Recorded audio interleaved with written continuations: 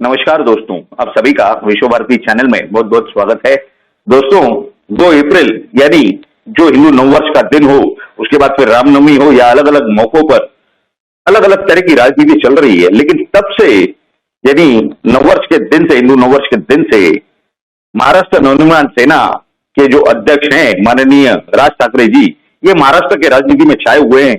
शरद पवार साहब ने कहा कि हम इन्हें कोई वैल्यू नहीं देते, वहीं पर जो हिंदू हृदय सम्राट बाला साहब ठाकरे के जो होते हैं, जो अभी की इस महाविकास आघाड़ी की सरकार में मंत्री हैं, श्री आदित्य ठाकरे, इन्होंने क्या कहा? इन्होंने कहा कि खत्म हुए पक्ष की हम कोई दखल नहीं लेते। यानी अगर ये पार्टी खत्म हो चुकी है तो इतने सारे नेता बार बार बाहर आकर के उनके खिलाफ बयान दे रहे हैं। अरे उन्होंने मांगी क्या की थी? उन्होंने एक ही छोटी सी मांग की थी कि ऑनरेबल सुप्रीम कोर्ट यानी सम्मानीय सर्वोच्च न्यायालय ने जो एक जजमेंट दिया था, वो क्या था? वो जजमेंट आपको बताते हैं। 18 जुलाई 2005 को जो जजमेंट दिया था, उसमें जो ये गैर कानूनी भोंगे लगे हैं, लाउडस्पीकर लगे हैं मस्जिदों पे चाहे मंदिरों में हो, उसके ऊपर कार्रवाई करने के आदेश दिए थे। दूसरी तो जो कानूनी रूप से लगे हुए हैं, यानी जिन्होंने परमिशन ली है, अनुमति ली है सरकार से पुलिस स्टेशन द्वारा, उनकी आवाज कौन से क्षेत्र में कितने डेसिबल के अंदर होनी चाहिए, यानी साइलेंट जोन हो तो वहां लगाया जा सकता है या नहीं, उसका उपयोग हो सकता है या नहीं, उसकी आवाज किस मात्रा में होनी चाहिए, कितनी मात्रा में, यानी कितने डेसिबल तक होनी चाहिए, रेसिडेंशियल जोन हो तो कितना हो, अगर कमर्शियल जोन हो या इंडस्ट्रियल जोन हो तो उसकी आवाज कितनी डेसिबल तक होनी चाहिए, ये पूरी मर्यादाएं उसमें तय की गई। उसके विषय में सम्माननीय उद्धव ठाकरे जी, जो वहां के मुख्यमंत्री हैं महाराष्ट्र के और हिंदू हृदय सम्राट बाला साहब जी के सुपुत्र हैं, उन्होंने क्या कहा? उन्होंने कहा कि इस विषय में सेंटर ने यानी केंद्र सरकार ने इसके बारे में नोटिफिकेशन निकालनी चाहिए, यानी अध्यादेश निकालना चाहिए। इसकी जानकारी हमने पिछले वीडियो में दी है कि उनकी ये जो चाल है, ये जो दाव है, ये किस तरह वो खुद ही उसके अंदर फंसने जा रहे हैं। तो वो अगर आपने वीडियो नहीं देखा हो तो जरूर आप हमारे इसी वीडियो के एंड पेज पर हम उसका लिंक देंगे, उससे आपको वो पूरी जानकारी प्राप्त हो जाएगी। लेकिन दूसरा विषय यह है कि औरंगाबाद में कल जो ये सभा हुई, यानी महाराष्ट्र दिवस के अवसर पर, उसमें वहां पर महाराष्ट्र नवनिर्माण सेना के अध्यक्ष सम्माननीय राज ठाकरे जी ने जो जानकारी दी, उसके अंदर एक ऐसी बात है जो सबके ध्यान में नहीं आई। उन्होंने ये कहा था कि जब हम कोई भी अनुमति मांगते हैं सभा लेने की, तो यहाँ पर स्कूल है यानी शाला है, पाठशाला है, या फिर यहाँ मंदिर है, ये साइलेंट जोन है, हम आपको अनुमति नहीं दे सकते। इस तरह से ये टाल दिया जाता है। लेकिन ये रास्तों पर जो नमाज पढ़ी जा रही है, उन्हें किसने वो अधिकार दिया, यानी किसने वो अनुमति दी? यही ऐसी मांग उन्होंने ये जो प्रश्न किया, इसका छोटी सी एक वीडियो क्लिप हम आपके सामने रखने जा रहे हैं। ये मराठी में, पहले आप सुन लीजिए, इसके बाद हम आपको आगे की बात बताने जा रहे हैं कि इसके अंदर का राज क्या है या क्या होने की संभावना है। आइए देखिए वो वीडियो क्लिप। आम्हाला सभा घ्यायची असली की लगेच सांगतात की नाही नाही हा सायलेंट झोन आहे, इथे शाळा आहे। रात्रीची कुठची शाळा?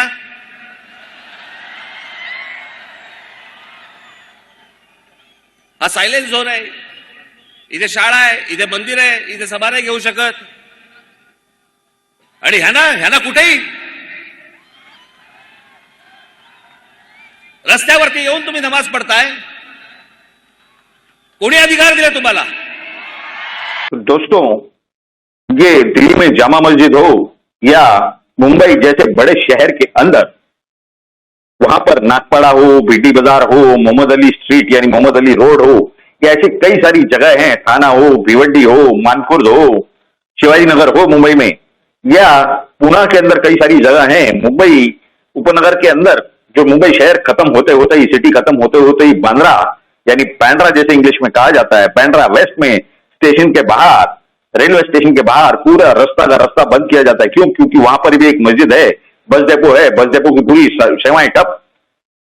रेलवे स्टेशन से अगर कोई आदमी निकले तो वहां रिक्शा और टैक्सी के लिए कोई जगह नहीं, पार्किंग के लिए या पैसेंजर लेने के लिए। इस तरह की पूरी परिस्थिति होती है। तो ये हालात के अंदर इन्होंने ये जो सवाल किया, ये क्यों किया? क्योंकि विषय तो भोंगों का था, गैर कानूनी लाउडस्पीकर। क्योंकि उनका ये कहना था कि कहीं पर किसी ने कोई अनुमति नहीं ली है, सभी के सभी ये मस्जिदों पर जो लाउडस्पीकर लगे हुए गैर कानूनी है। खैर, वो तो गैर कानूनी हो ज्यादातर तो वैसे ही होने की संभावना दिख रही है। उन्होंने ये भी कहा कि सरकार 3 मई यानी कल तक, आने वाले कल तक, जिस दिन अक्षय तृतीया है, रमजान ईद है, उस दिन तक अगर ये बोंगे नहीं उतरवाती तो क्या करेंगे वो? 4 तारीख से यानी परसों से सब जगह पर महाराष्ट्र नवनिर्माण सेना के मन से नहीं, ये सभी मस्जिदों के बाहर जहां भोंगे लगे हैं वहां पर उन्हीं मस्जिदों की जो भोंगों की आवाज है उससे डबल आवाज से हनुमान चालीसा चलाएंगे, परमिशन लेके बाकायदा सरकार से। तो सरकार ने क्या किया? वहां के जो महाविकास आघाड़ी के जो नेता बैठे हैं, 3 अलग अलग साइज के पहियों की वहां सरकार बनी हुई है, कांग्रेस हो, राष्ट्रवादी कांग्रेस पार्टी हो, शिवसेना हो, वहां पर पुलिस जाकर के सभी महाराष्ट्र नवनिर्माण सेना के नोटिस, जो कार्यकर्ता हैं, जो पदाधिकारी हैं, उन्हें 149 सेक्शन के अंडर नोटिस दे रही है, यानी गैर कानूनी कोई कृति नहीं करनी है। वो तो परमिशन लेके लाउड स्पीकर चलाने वाले हैं, वो एक विषय हो गया। दूसरी बात, हम आपको बात बता देते हैं कि ये पूरे मसले के अंदर ये जो रास्तों पर नमाज पठन करने का जो विषय है, क्योंकि लाउड स्पीकर तो हिंदुओं जो मंदिरों के भी उतारे जाएंगे, लेकिन रास्ते पर जो नमाज पठन करने का जो विषय है, उन्हें किसने अनुमति दी? कौन से अधिकार से वो बैठते हैं? तो वो सब गैर कानूनी है। कैसे गैर कानूनी है? देखिए, अभी 25 अप्रैल 2022 को एक सुनवाई हुई थी बॉम्बे हाईकोर्ट में। ऑनरेबल बॉम्बे हाईकोर्ट यानी सम्माननीय मुंबई उच्च न्यायालय में जो पूरी जो दलीलें दी गई थी सरकार की तरफ से, क्योंकि वो एक रिट पिटीशन थी एक एफआईआर को क्वॉश करने के लिए, 124 भारतीय दंड विनियम यानी इंडियन पिनल कोड 124A का जो गुना नवनीत राणा, जो कि निर्दलीय सांसद हैं, और उनके पति जो निर्दलीय विधायक हैं महाराष्ट्र के, उनके खिलाफ जो लगाया गया था, उसे क्वॉश करने के लिए यानी उसे खारिज करने के लिए ये रिट पिटीशन फाइल कर दी गई थी। उसके अंदर ऑनरेबल बॉम्बे हाईकोर्ट यानी सम्माननीय मुंबई उच्च न्यायालय ने ये जो बातें लिखी थी, वो क्या थे उनका ऑब्जर्वेशन? सरकारी बहस को, दलीलों को सही मानते हुए उन्होंने क्या लिखा था कि किसी के घर में जाकर के किसी भी धर्म का पठन करना, ये तो अपने आप में गलत है ही है, लेकिन किसी के घर के बाहर यानी सार्वजनिक जगह पर भी अगर आप इस तरह का कोई पठन करते हैं तो उससे दूसरे व्यक्तियों की जो आजादी है उसका भंग होता है, उसका हनन होता है, साथ ही में दूसरों की आजादी पर अतिक्रमण होता है। क्या यही बात इस नमाज पर लागू नहीं होती जो सम्माननीय राज ठाकरे साहब जी ने कहा था 1 मई 2022 के अपने रैली में? ये सरकार के पल्ले अभी तक वो कुछ वहां की जो ये बातें हैं ये नहीं पड़ी लगता है, क्योंकि हो सकता है कि सरकार में जो वहां पर सत्ता में बैठे हैं उन्होंने इस जजमेंट की कॉपी अब तक पढ़ी नहीं हो, या फिर वो जिस तरह से जो लोकसभा के स्पीकर के चुनाव के प्रयास उनके चल रहे थे उस समय पिछले साल उन्होंने एडवोकेट जनरल कुंभकोनी साहब से सलाह मशवरत की थी, चर्चा की थी, और उसके बाद उन्होंने ये प्रयास पीछे ले लिए क्योंकि राज्यपाल जी की मान्यता नहीं मिली थी। लेकिन ऐसे सारे विषयों पर उनका एक ही कहना रहता है कि भाई बहुमत किसके पास है? उनके पास कोई भी मसला जाए सामने, अगर कोई राजनीतिक व्यक्ति हो तो वो कहते हैं कि ये सब कौन तय करेगा, बहुमत किसके पास है? यानी बहुमत हमारे पास है, सब हम ही देखेंगे, आपका कोई लेना देना नहीं है। सामान्य नागरिक का, सामान्य व्यक्ति का कोई अधिकार नहीं है। लेकिन सम्माननीय राज ठाकरे जी कानून के अनुरूप सुप्रीम कोर्ट के आदेश को अमल में लाने के लिए, उसे एग्जीक्यूट करवाने के लिए एक आम आदमी होते हुए भी वो सक्षम है, वो तो एक जवाबदार व्यक्ति है, वो पार्टी के अध्यक्ष हैं।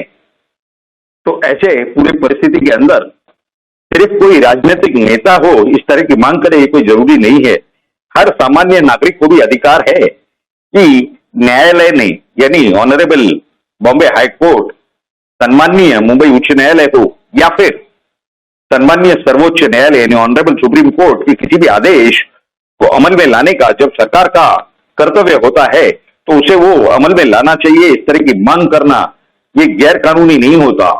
हाँ, आप इसके अंदर कोई दलीलें लगा सकते हैं कि कायदा और सुव्यवस्था यानी कानून व्यवस्था की जो परिस्थिति है वो कोई खड़ी नहीं हो जानी चाहिए, या इस तरह के कोई हालात नहीं होने चाहिए कि लॉ एंड ऑर्डर की सिचुएशन खराब हो। लेकिन आप जब 16-16, 17-17 साल तक ऐसे सारे चीजों को दबा के बैठेंगे और उसके बाद आप दोष दूसरों के ऊपर डालेंगे तो ये भी कोई बात सही नहीं होती, क्योंकि सर्वोच्च न्यायालय, सम्माननीय सर्वोच्च न्यायालय का भी ये मानना है कि you should come with clean hands, यानी आप जब न्यायालय में दरवाजा खटखटाएं, कोई चीज के लिए आप वहां आए, कोई गुहार लगाए, कोई चीज का रिलीफ मांगे, तो आपके भी जो हाथ है वो स्वच्छ होने चाहिए, साफ होने चाहिए। ये नहीं आप सब कर करा के आ जाए और उसके बाद आप कहे कि इन्होंने law and order situation create कर दी, तो 16 या 17 साल ये किसी सरकार के लिए कम नहीं होते कि सर्वोच्च न्यायालय ने, सम्माननीय सर्वोच्च न्यायालय ने दिए हुए आदेशों को अमल में नहीं ला पाना, ये कोई बात संभव नहीं है। इस बात को कोई नहीं मानेगा। तो ऐसे पूरे हालात के अंदर जो माननीय राज ठाकरे जी कर रहे हैं, जो उनकी मांग है, वो सही है या गलत है, या फिर ये जो पूरी परिस्थिति है इस विषय में आपकी क्या राय है? हमने जो आपके सामने जानकारी रखी वो आपको कैसी लगी, ये भी नीचे कमेंट बॉक्स में आप जरूर लिख करके हमें बताएं।